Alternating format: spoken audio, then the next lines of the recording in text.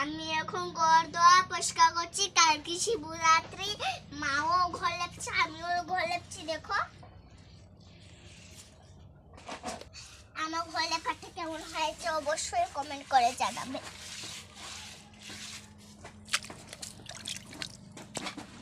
এখানে কি কি নিয়েছো?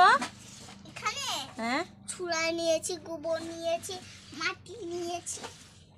তুমি ঘর লেপতে পারো? পারি তো। আমার থেকে ভালো?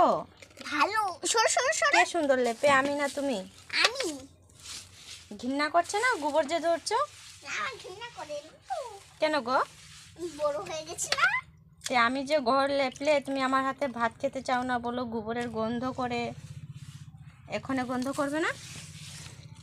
করবে না? দেখি, গন্ধ করবে না? ও কোন, তো আমি তোমার হাতে কিচ্ছু খাবো না গো।